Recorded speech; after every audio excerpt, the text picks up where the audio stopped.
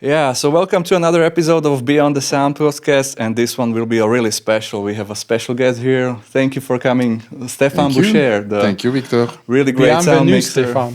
Yeah. Yes. Let's switch to French and we will do the subtitles. Ah oui, on peut parler en français.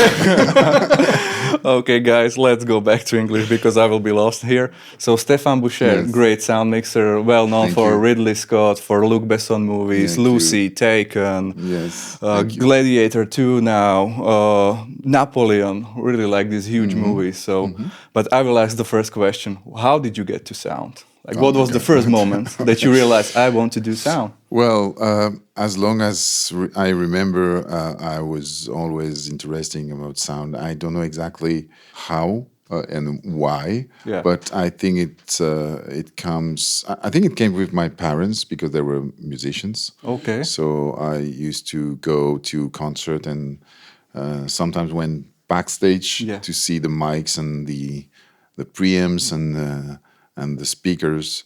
And then a couple of years after, after school, you need to choose different ways. I asked them to go to something with sound, some school about sound. And this is what I did. Yes, exactly. And did you have background more in music or?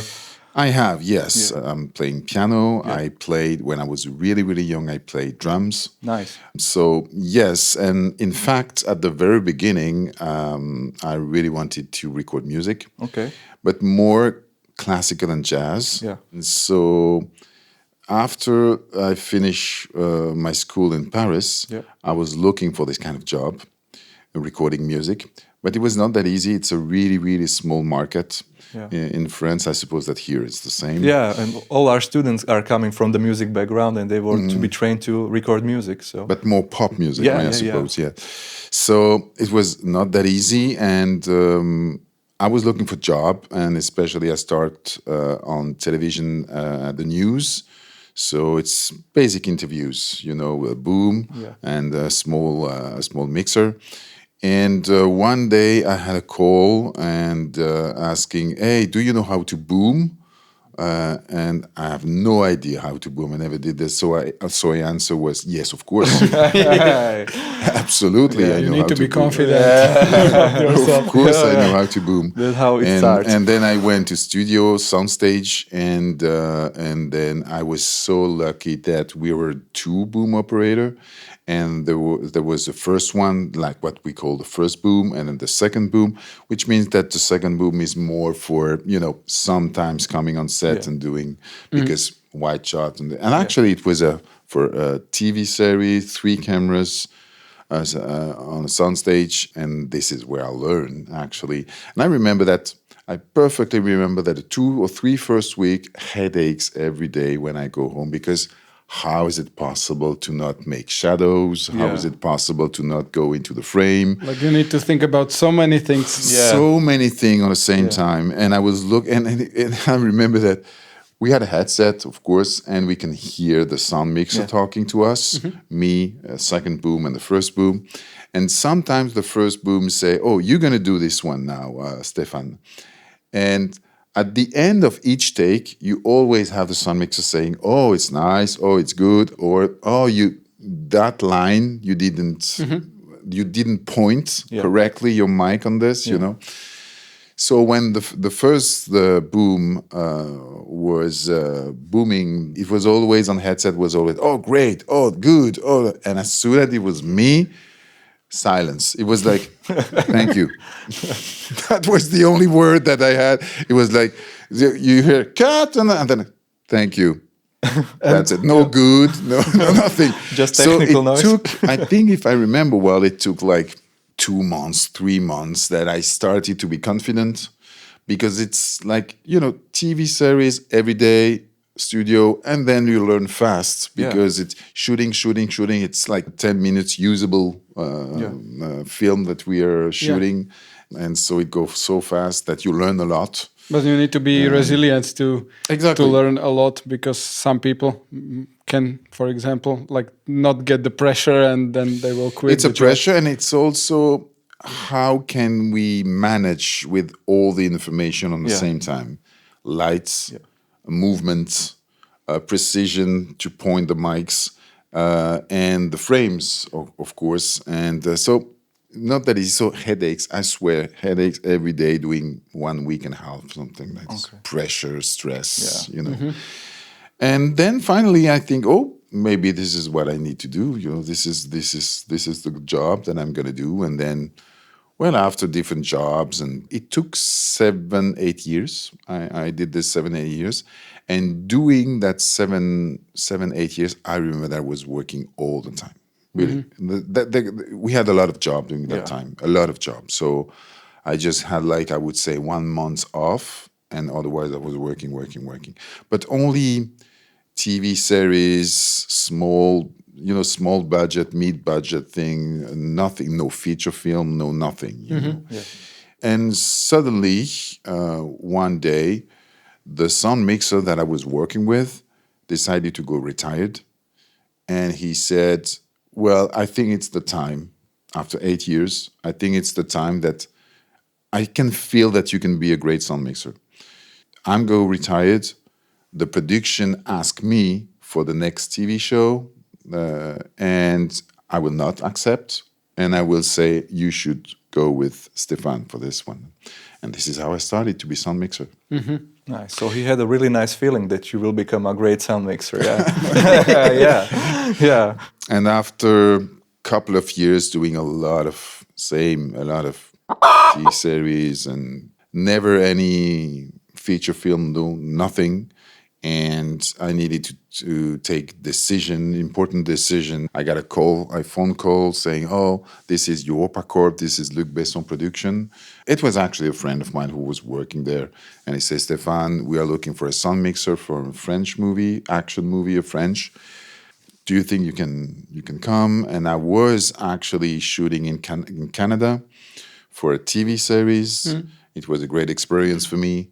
And then I said, listen, I am in Canada and I'm supposed to finish this shooting. And then after I'm supposed to take care about the post-production thing.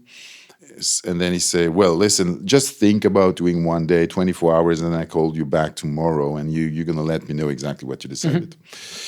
I have, of course, I think a lot during the night. I was thinking, my God, what I'm going to do. And then the day after, I got a call and said, listen, I'm working with them, and they trust me, I trust them, so it's a deal, and I can break this. So, and then he said, listen, but this is Luc Besson production. You should say, once you're in, and then you can. And then I remember that I said to him, if it needs to happen again, it's going to happen again. If it's not going to happen again, that's life. That's it. And doing a couple of months, I was thinking, my God, did I take the right decision? Yeah, maybe that was the moment. Maybe that was the moment, and I should have, do something. 2 years after, Europa Corp called me back again for another one, which was Lockout, science fiction movie, the English language movie. And I remember that day I arrived at this beautiful place in center of Paris, which was the office from Europa Corp, beautiful, old, in the center of Paris. And I went into the office, and then the two producer, do you know how to speak English? And I say, yes, we yes, in French way, with French accent. With French accent, and then they started to talk to me in English. Okay, so what can you tell me about? And I was like, I can tell you. I like sound. I am working sounds scenes. Horrible moment, but they had this feeling, because they told me afterwards that they saw 2 other guys for that job. So it's a sort of small casting, for a sound mix. And we had this good connection, even if I was not good for, speaking correctly, fluently English. They trusted me and they gave me the job. And I spent 2 months and a half with Irish people. Okay. With Irish accent. And let me to tell you that I do not understand a single word about what they said. So the first production meeting that happened in Serbia, because we were shooting in Serbia, took like 2 hours and a half or maybe 3 hours. Not a word in English. Or it was just like, oh, yeah, yes. Oh, I understand, yes. And then table. Oh, table. So can you imagine the level of the stress at that time that do not be able to understand? Because first of all, my English was not that good. And second, Irish accent. So difficult. So great combination. That was my first, after I finished this, I did 12 movies for EuropaCorp and 3 movies with Luc Besson, because after a couple of years, because Luc Besson got his own sound mixer, and then the sound mixer say he has another job, so he couldn't be available for one movie. And then what happened is that the producer from Luc, he knew that I was working with EuropaCorp for the production for other movies. So he called me and I say, hello, I'm calling you because Luc Besson is looking for a sound mixer. And I say, okay. And he said, can you send me a CV? And I remember that I say, can you tell to him that I am the big guy with a good smile? Just say this to him. Why I say this? Because of course, I talked to Luc Besson several times. I never used to work with him. Yeah. He don't know my name. Yeah. He saw me on set a couple of times. We chat a little bit, but no idea who was it. And he always say, oh, because he's not that tall, Luc, you know. And he always like, oh, you're tall. He always say, oh, you're tall, you're tall. So I say, tell him it's the tall guy working for sound. And okay. And then I swear to God, 30 minutes after, you got the job. Oh, nice. And then a couple of months after, we did Lucy. This is how I started. And that was a pretty much huge one. You know, so that was a breakthrough moment for you? Yeah, more or less, yeah. Because the film style, the way he is working, Luc, is more American style, yes. Very, very fast, no rehearsal, let's shoot, let's go. The camera is moving so fast and then when you need to be ready. And at that moment, for me, I understood that it's all about prep. 90% of the movie is prep, prep, to be just ready for anything and to be able to anticipate a lot of different things can happen. And it's all about to know and to watch the movies that your director just did before. And then you can see the way, the long lens, you can see the style. Yeah. The style, yeah. And then you can anticipate and say, oh, okay, you know that it's going to happen like this. You see handheld camera, if you see, oh, it's handheld, so it's going to be fast. You know.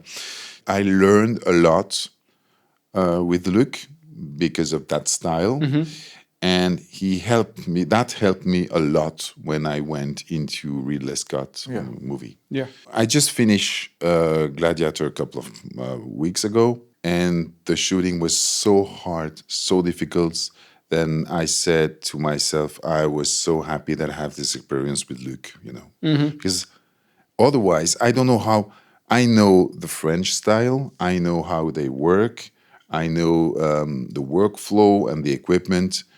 And if you go from that level, I'm not talking about it's good or bad. It's not. It's just a style, you know, the way to work. But if you go from this to directly the set of Gladiator, you're dead. Okay. No, you're dead. You cannot manage 8 cameras, 300 or 400 technicians on the set, and that scale of equipment and management. You can't. It's great that you mentioned Gladiator 2, because I would like to ask you about how you started to work with Ridley Scott, who is the director of Gladiator. Yes, that's a nice story. So the year before, we shot the first movie with Ridley called The Last Duel. We're supposed to shoot, I think, in February. And the year before, I worked a lot, from January to December, a lot. So I decided in November which means 4 months before, 6 months before, more or less, I said to my family, okay, I worked so much that I need, in January, February, March, I need to stop a little bit to get some rest. And actually, we planned to go to Thailand. We took tickets and everything, everything was ready. Like a family vacation, right? Yeah. Family vacation. And then in November, December, got a call. Hello, this is French production. So we're planning to have a big movie coming in France, international movie, and actually it's an American movie. And we're looking for a sound mixer. And there is a sort of casting for this one. So you need to send me your CV, and there is a couple of other sound mixers who do the same. And the producer and the director is going to choose, of course, blah, blah, blah. Then I say, okay, well, I'm going to do this. So what is it? And then he say, well, it's the next Ridley Scott movie. So I say, oh, okay. And I swear that at that moment, I was so tired. Yeah. Then I say, well, okay, anyway, I plan to go to vacation. I send the CV because, well, I need. If they're going to choose me, well, we will talk together with the family. But if it's not me, it's okay. I go vacation. I worked so much, so it's okay. It's all right. And then a couple of weeks after, I got a phone call. And the producers say, okay, now you're only 3 sound mixers. And each of you needs to give to the production, if it's possible, 3 letters coming from re-recording mixer. It's pretty much clever because re-recording mixer, well, basically is the guy who receives your sound, so he can judge about the quality of your mix, and So, and I was thinking, so I'm lucky enough to be able to work on international English language, feature films. So I knew Tom Johnson, who is a famous re-recording mixer in Los Angeles, very nice guy. And we had a really good connection and relationship. So I sent him a message.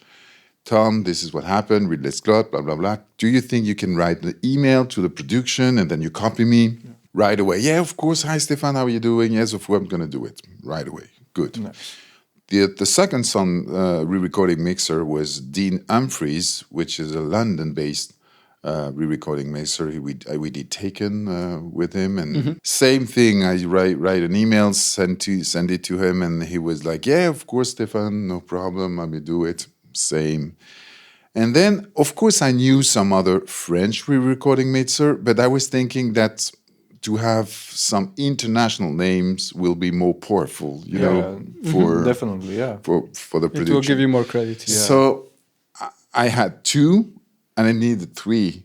And I was thinking, my God, who can I ask? And I just finished 6 months before to work with Damien Chazelle, a well-known name, Oscar. Yeah.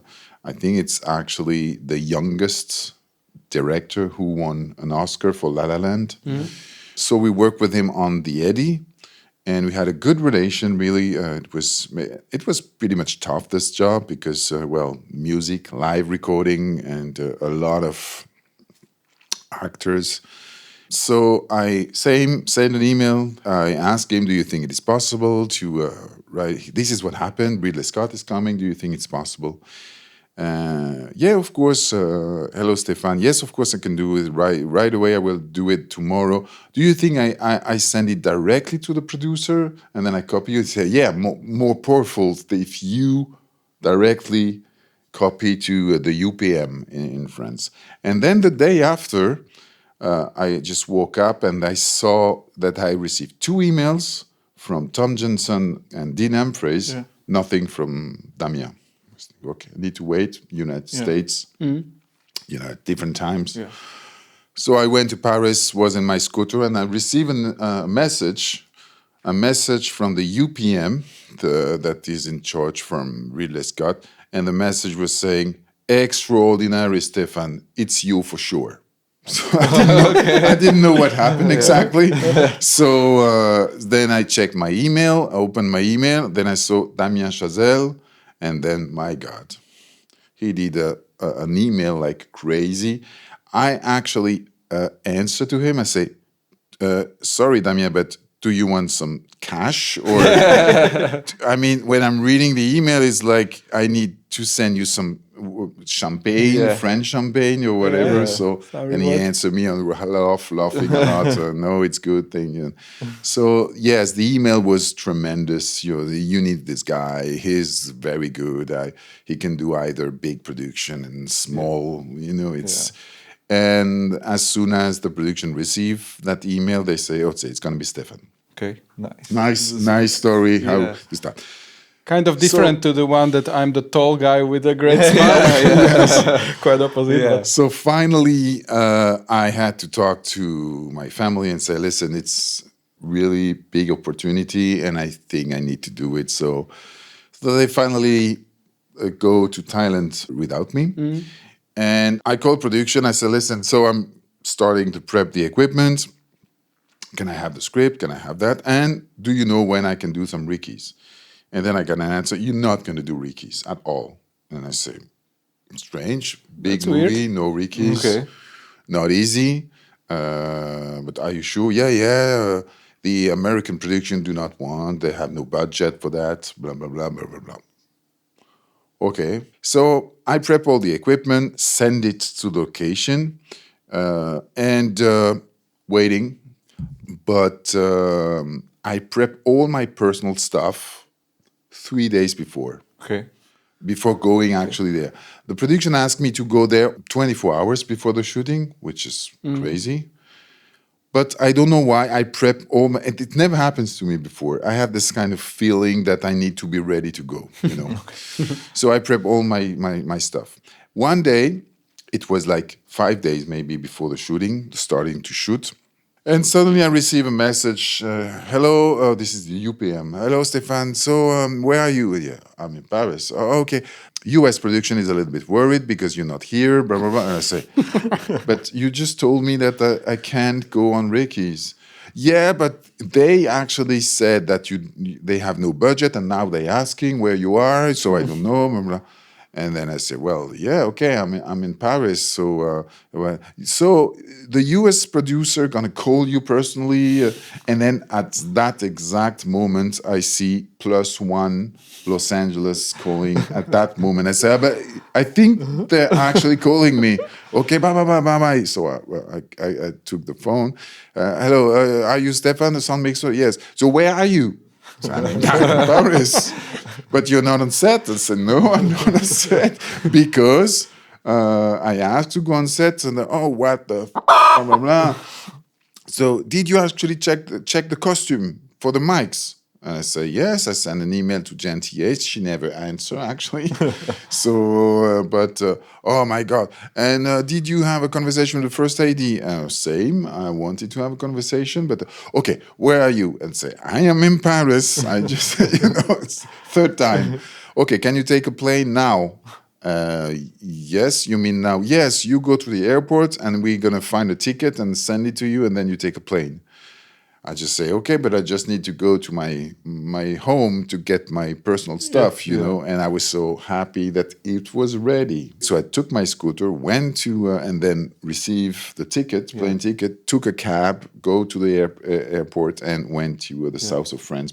Arrived there and I saw all this massive trucks and lights and different people and I don't know, 100, working. And I was like, of course I need to be here. Of course I need to be here to check what the... And then I go inside the castle and look to the different rooms that we were supposed to shoot. And then I saw Ridley Scott, first AD and script, talking, blah, blah, blah, blah, blah, blah, blah, blah.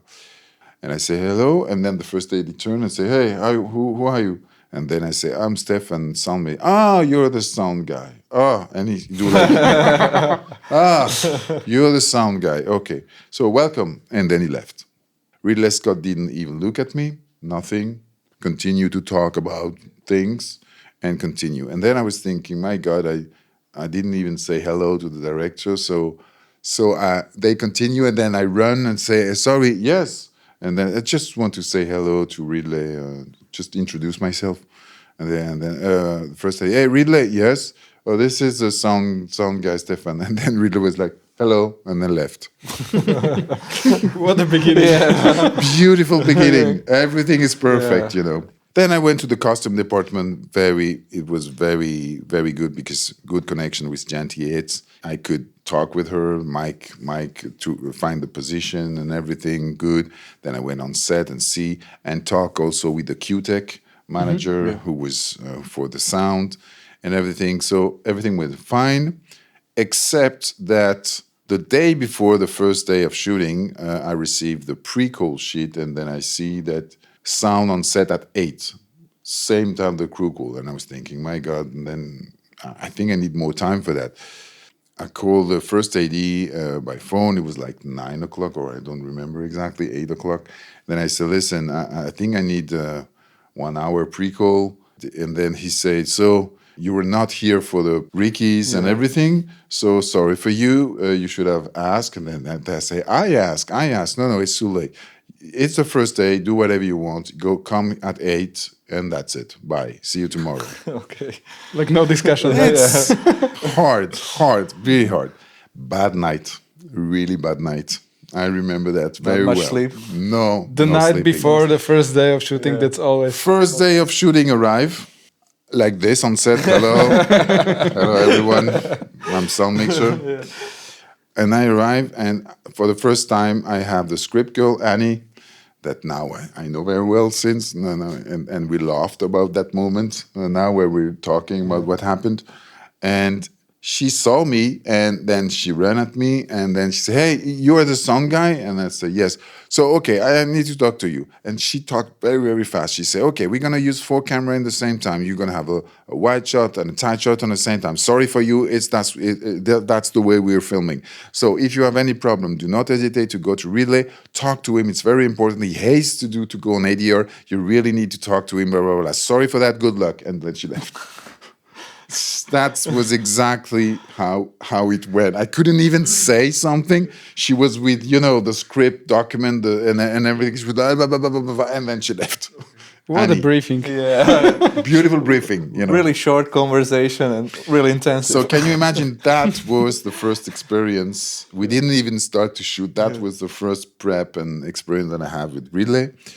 And then we started, and we finally find a way to work with the different camera, different lenses. And thank you, Luc Besson. Thank you, all this English production language that I did before, because, well, I could manage this more or less, Of course, I was absolutely not prepared in terms of equipment, but we will not talk about this now because, well, that scale was not the usual production that I used to work with. Not something like you can imagine if you don't see it or exactly. You need an experience, So 1 day, 2 days, 3 days, it works fine, And after 1 week, I was in the front of my Contar and my mixing board, and I was just waiting, and suddenly Ridley arrived. And he looked at me, and I was standing on my chair, and he said, you are the sound mixer, right? And I said, yes, Ridley, yes.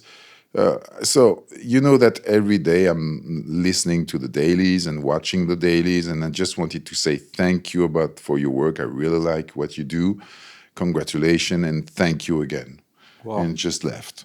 And I was like, okay. Okay, good. Magical moment. Okay, really. Happy about that. And every 2-3 days, he came and say, hey, thank you for yesterday. Great, thank you. And that was all the time like that. Mm-hmm. And finally, at the end of the shooting, he just say, thank you, Stéphane, for your work. And are you available in a couple of months? Because we're doing House of Gucci in Italy, and I want you to come with me. And this is how we started. Yeah. Yes. Wow. What a great story. Yeah. But there is I have a question, because multiple times you said the word stress and pressure and everything like this. And I believe that's what's really significant for the film industry. And if you have some tricks. That was a big deal for me when I started in the industry, because I was not doing enough sports or activity or anything, I had a lot of health problems because you keep the stress inside. That you cannot release throw it away, Yeah. But then year after year, you can manage this. But I think that for that level of when you go to the big level production, like big budget, you have so much stress, you need to find something for sure. There's no magical thing. Every people that you will meet, every sound mixer or cameraman or whatever, they all have something like a special activity or yoga or eating something, so no alcohol, no nothing, because you can't manage this, correctly if you do not have this activity. So for me, it was a real problem at the beginning. And what I'm doing basically now, it's walking a lot just to release all this pressure. Napoleon was not that big. That was Gladiator, not that big. It's It was crazy. big. It's crazy if to you say it's not that big. It's actually, but and I'm so happy that it happens like that. It means first Last Duel, House of Gucci a little bit bigger, then Napoleon, and then we arrive at Gladiator. So it's growing up. But I'm so happy that it's like this, that course. step by step. I'm always, when I have students, when we are talking about the career and how they can step into the industry, I always say to them, do not take the elevator, take the stairs. Great advice. Because when you take the elevator, once you're in the top, you cannot manage this mentally, and physically. So growing up step by step from first Step by position, step. from boom to the production, sound mixing. Exactly. From smaller feature films to the big budget one. To big budget, not directly big budget. Yeah. From going from the smaller movies to this bigger budget movies, what is like the level of professionalism, like to work with the A actors or with the bigger crews? First of all, as I told you before, it's all about prep, Okay. a preparation, and it goes far in terms of precision for every little pieces, the cases, the way the cases look. Yeah. Because we're gonna go beside this A-level star, and the moment you put your case, you open it, the actor will see, and it has to be perfect. Why? Because you need to have the trust of the actor at that moment. It's exactly the same way you have someone building in your home, your kitchen. If it's a messy, you say, "Oh my God, how is this guy's gonna work in my home?" It's exactly this. We're gonna touch a little bit the actor and put something. It's quite invasive, It's not easy. So we have to get the trust of the actor. So for that reason, it's really, really precise. For example, it's a whole process. The first time we met the actor, when we met the actor for the first time, and that we're gonna know about to work with him for 3 months, two people go. Me, responsible, and the guy responsible for the wireless mics, right? And then it's a whole process. I'm talking to him. I am presenting the wireless guy. I mean, this is how I call the guy. It's my assistant, right? Yeah. Taking care about the wireless. And so, hello, my name. This is how we work. This is the transmitter. Yeah. Then we're gonna use. So we have, as you see, different options. A belt, this, but we already talked with the wardrobe department. This is how we're gonna do. And if you have any question, anything to say, please come to me. I'm just next. I'm happy to answer. And this guy, my assistant, gonna take care about you for the whole movie. Okay, Is it all right? And then he starts to put the laughs. And during that moment, I continue to talk a little bit with the actor. Okay. All the time, same technique. There's less friction then. And then he put the mics, and then I talk, and then he said, "Okay, so did you have?" Because usually I always have somewhere connection with. I already work with. Oh, you work with them? Oh, yes, I know. How was it? Blah blah blah blah blah. And then I can see that he finished, and then I say, "Okay, thank you, it's done." And then usually I swear to God, the actors say, "Okay, so did you put the mic?" That's a great don't technique. even realize. And then they say, "Yeah, it's done." Oh, I didn't even realize that. Thank you so much. Done. Finished. Job done. First, you can put the stamp, done, checked, and finish, next. Nice. And usually after that, I never go to meet the actor anymore, except if it's a little bit special, special demand, position, different position, a little bit more complicated. And then I explain myself why we need to proceed like this or like that.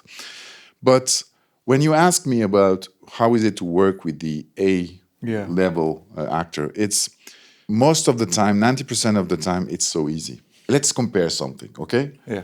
I do a show in France. We put the mics, the lamps, the transmitter, and then you have the wardrobe department. My God, I can see the cable, I can see the mic a little bit, I can see the transmitter in the back, blah, blah, blah, blah, blah, blah, blah. If you put a zoom on that part, yes, you will probably see. Otherwise, you're not going to see. No, but I don't like. I never do this, but you cannot imagine how many times I want to see. Listen, we just did House of Gucci with Lady Gaga, and we give her that size, size transmitter. She never say anything. Adam Driver, Matt Damon, all these people, Al Pacino, never said a word. The wardrobe do not say anything. Nobody. What they say is that I know that you need to do your job, and you know what? You're doing the job for me because it's my voice that the people's gonna hear. So I need that you do a perfect job to have my great voice, to record my great voice, and to have the audience to get my great voice. And also that's the most important thing. Also the performance. And the performance, for sure. You know what I mean? So they completely understand that we need to work correctly, that we need to use sometimes bigger or smaller transmitter. But it's not because we have no budget or whatever. It's a question of quality because we want to use this special, and they trust you about that. That sounds like a healthy relationship. Yeah, healthy relationship. It works like 90% of the time. Of course, you have one actor who is not in the mood, or sometimes it's not working, don't care, or whatever. But 90% of the time, it's working. It's all about the performance of the actor. And this is the number one thing for me. It's to make them completely comfortable to get the performance. That's it. If they don't want any mic, I will not put any mic, and I will find the other way. Or maybe I'm going to say, let's go to ADR. It's not a problem for me. ADR, I love ADR. It's great. No, seriously, it's great. It's a nice voice. When they're doing this perfectly, it's nice. It's okay, because I'm not doing the job for my sound. Actually, it's not my sound. It's the sound from the director that is doing a movie. You know, so it is important that the people, when something is happening, like, oh, it's not the good position, it's not that, and then you force, the actor to have this kind of position, this kind of head, or doing this or doing that. Please do not do that. Of course, if it's A level, they exactly know what they're doing. Adam Driver is it's amazing how precise he is in terms of course, performance, but body language. Every movement from the top to the end, the hands, the fingers, he know everything what he's doing, because we had this conversation when the position of the hand at the end of to have a special position because of that. Everything is calculated, and he think about that before. When we start House of Gucci, he said to me, listen, we are covering 30 years of the life of someone, right? Which means that he was young and then he becomes older, right? So like every human being, the young people have the tone of the voice, the tune of the voice is a little bit higher. So you speak a little bit more like this, and then you go old, it goes down, So he said to me, I need you to check about the tune of my voice with the different scenes that we're going to do, because we're going to work, we're supposed to be doing the 60s and then the 70s and then the 80s. So it's 30 years. So the tune should go down. He checked this every day with me. Nice. Every day. I put my cell phone just in the side of my console, and then and take number 2, then message. Assistant from Adam Driver. Adam would love to know if on take 2 the tune was okay, the tone was okay for you, blah, blah, blah, blah, blah. In the middle of the shooting, you have a message. So you answer. And 2 times per week minimum, at the end of the day, sleeping at the hotel, it's 10 p.m. Message. Adam Driver would like to know if you're sure that on scene number 10 or 12 or whatever, take 3, he got the good tune, and especially the accent. He think he just lost this Italian accent. Oh, that's another thing I tell you. More is old, more he wants the accent, Italian accent. Young, he do not want that much. But you have to check this as well. So a lot of work, and a lot of trust. And actually, he was very happy about the work that we did together. He gave me a real pair of Gucci shoes. Oh, nice. For gifts about the work that we did together. But it's so special to hear that you are so involved in the performance of the actors. It doesn't happen a lot. Yeah. Sometimes it happened, yes, with some actors, sometimes not, because they don't need and they don't want. But usually I have a good connection with the actor all the time. Another dimension of the work, that when you can have this influence for the performance. Yeah, for the performance. And again, everything for them, everything. Like, if you want this, if it's possible. Last experience, I will remember this all the time. Last scene of Gladiator 2, big scene. Paul Mescal, the main actor, with hundreds of extras, and he needs to talk very officially, in the front of these people, silent, And he's like, listen, very important. Yeah. It's the end of the movie, And just before that scene, big fight. And that fight is happening in the water. There is a river, and there's a big fight in that river. So, as I told you, I do not go to the trailer every morning for the wireless mic, but on that time, I have to go. Why? To ask him what we're going to do. Because for fight, you have the efforts, the sound of the efforts and everything. We did this with the boom, but you never know if we have a wide shot, So let's ask him if he wants to use a wireless mic. Aquapack, DPA, everything. We were ready for that, So let's ask him. So let's go to Paul Mescal. Paul, today it's the fight scene, important. 8 cameras shooting this, top, everything. And do you want a wireless mic? It's a little bit dangerous to have a pack. Yeah. You never know if they... So I said to him, for safety, for me, if you don't want it, it's all right. But the Aquapack, it's a flat one. It's the MTP61. So it's small, it's flat. It should be all right. It's not dangerous. I don't think so. We can ask the stunt department for that. But it should... For me, it's okay. But if you don't want, it's no problem at all, Paul. No, I think we should have one. It's not a problem. Then I say, okay, but if I remember well, you have this, because it was freezing January, that they have this protection for going into water, this kind of material that you're using. And then the costume and the Aquapack is quite big. Quite big, yeah. Not easy to hide. But we decided, we're gonna do it. Okay, so we went on set. We do not start with the fight, so we do not put the Aquapack, but we were ready for that. So we did the dialogue, the scene, and suddenly, okay, let's go to the fight. Let's go to the fight. Come on, let's go, guys. Let's go. Let's go.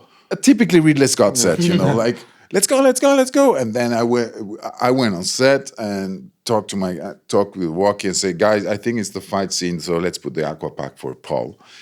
Paul was on set. The trailer was like always 200 meters away. Not the time to go back to the trailer. Yeah. So you know what? Paul say, come on, guys. We put on a side. He just put off his clothes. Okay. Not a problem, Somebody took blankets to be sure that nobody will see it. And then we were like, it's big, I don't care, I'm going to put it like directly here, inside. And there, it's going to be fine, guys. Don't worry, it's going to be fine. I'm okay for that. Are you sure, Paul? Yes, of course. Completely professional. You know what I mean? And then we had, let's go, where is Paul? Paul on set. And so we rushed, for that. And then he went on set and then start the scene and then into water. Of course, at that moment, the signal of the sound of the zero. But record. Yeah. Puts record on the transmitter, It's pretty much interesting because you have the sound of the guy going into water. You have this, you have that. So, but for the dialogue, as soon as he went out, you have the water on the capsule. So it's not usable, but it's okay. Yeah. He knew that. We discussed about that. But you have this kind of true sounds, the real sound. The direct sound, from the set. Yeah, from the set. At that moment, something that we couldn't catch with the boom, which is the moment with the sound of the water that they usually gonna put on the post for that. So, and that's an example how professional are, the actors, this kind of actor. It's really nice. What a great story. Great. So same for Lady Gaga, for example, on House of Gucci. I remember that scene that we were supposed to shoot in the mountains. So she had this ski special clothes. How we call that in English? The ski, the combination. Well, I would say just outfit, but this kind of that. Everybody perfect that in English. Clothes from here. Impossible to get nice sound with laughs. Impossible to get a nice sound because of the materials and because it's close until here. And you can hear it from 15 meters, even on moving. Exactly. And the boom. Yeah. So I was thinking, oh my God, and we have a lot of dialogue. We have a 3-page dialogue with Camille Cotin, actually French actress that you all know from Call My Agent. Yeah. And I was thinking, oh my God, how am I going to do it? So we did some tests as well, and we tried it, and we have not good. And I was like, my God. So with Lady Gaga, I was so lucky that the personal wardrobe from Lady Gaga, she put the mic on her. But we decided the position before. We discussed about that before. But she put them. For this one, we tried here. It's not that good. It's okay, but because we used this sort of little rig that we did, so use that rig and put it here, and well, we will see. So okay, I would see, and she left. Then you're just waiting. And then I saw her arriving, and then I put my headset, and then I open it and say, what the sound is perfect. Really, it's like, where is the mic? What a lovely surprise. It's absolutely amazing. And then I continue to listen, and nothing, not a scratch, nothing, nice, voice and everything. And suddenly I go to see the wardrobe girl. I say, so, how did you do this? Oh, it's not a problem. She saw that it will be difficult to get the sound because of that. So she asked Fred, the hair, to put directly the mic on here because she had a hat. Yeah. And she had the visor for ski, that you're using, the sun was the sun, here, sun protection and the sun glass. And so just in the corner of the sunglass, you can see a black little thing. That's the mic. She decided by herself to do this. Wow. Amazing. She's a part of the sound. Absolutely amazing. Prize for best sound utility technician.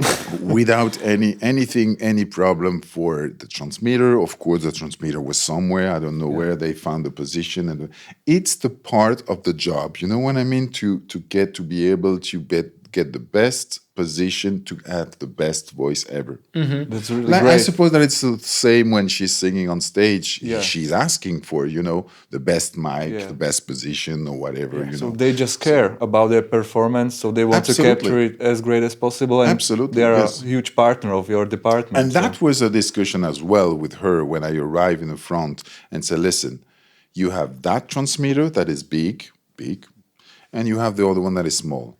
But the best quality mic is this one, the big one. But it's not going to be easy. We're talking about Gucci. Gucci. It's the outfits, tights, everything. And she say, so this one is the best, so we're going to find a solution for this one. That's it.